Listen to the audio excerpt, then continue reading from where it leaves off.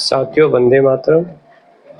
साथियों, अभी कल परसों में एक टीवी डिबेट देख रहा था जिसमें ये था कि भाई एशिया कप चालू हो गया और इसमें इंडिया जो भारतीय टीम है इसका मुकाबला पाकिस्तान से होना है और बहुत खुशी लोग मना रहे हैं। डिबेट में बहुत से लोग तर्क दे रहे थे, लेकिन बड़ी अफसोस की बात है कि हमारे देश के हमारे लोग तर्क दे रहे हैं कि भाई होना चाहिए, मैच होना चाहिए।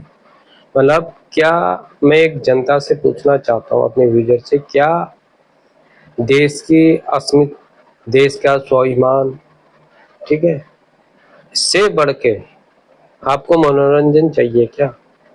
आपको पैसा चाहिए क्या? जो लोग हमारे देश में घुस के पहलगाम की आप घटना भूल गए, धर्म को पूछ के टारगेट कर रहे हैं और अभी भी लगे हुए हैं। अभी कल के समाचार के 5 लोग और पकड़े गए हैं गजवाए हिंद के मामले में। तो इस मामले में आपको नीति तो आपको निर्धारित करनी पड़ेगी। आपने, ठीक है साहब, मोदी जी भी कहते हैं, हमें उनकी बात से सहमत है कि खून और पानी एक साथ नहीं चलना चाहिए। तो भैया ये फिर क्यों आप खेल में कर रहे हैं? जब आपने व्यापारिक रिश्ते बंद कर दिए, कूटनीतिक रिश्ते बंद कर दिए, तो फिर आपको क्या जरूरत पड़ी है कि आपको इस खेल से क्या मिलने वाला है? मुझे बताओ, आप कौन सा आप तीर मार लोगे?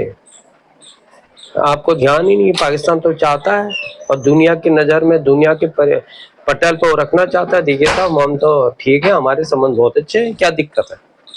हमारे संबंध तो बहुत अच्छे हैं, क्या दिक्कत है? हम तो देखो खेल रहे हैं साथ में।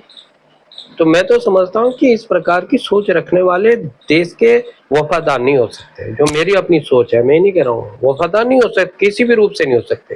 वो राष्ट्र द्रोह कर रहे हैं साहब। खेलना क्या जरूरत है? जब आपने सब हर चीज में प्रतिबंध लगा दिया है, हम व्यापार भी नहीं करेंगे, फलाना ढिमकाना, तो आप क्यों खेल लो भैया? क्यों कबड्डी खेल लो? बताओ, क्या आप तीर मार लोगे?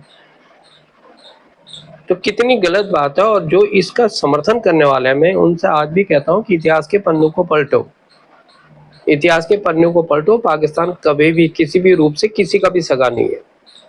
जैसे कि अमेरिका सगा नहीं है, आपने देखा होगा, किसी का सगा नहीं है। तो उसी प्रकार से पाकिस्तान भी किसी का सगा नहीं है। वो तो किसी की भी गोद में बैठ जाएगा। उसको तो धन चाहिए, पैसा चाहिए। खुद भूखे मर रहे हैं लेकिन उनको आतंकवादी पैदा करना है। धनिया पुदीना है नहीं लेकिन उग्रवाद पैदा कर रहे हैं। तो ये उनकी नीति रही है। इस बात को पूरी तरह से हमें स्पष्ट रूप से समझना चाहिए।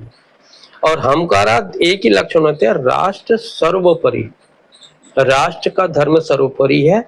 और हम हिंदुस्तान में रहते हैं, हिंदू हैं, इस बात को समझना चाहिए। और मतलब सबके मन में ये भाव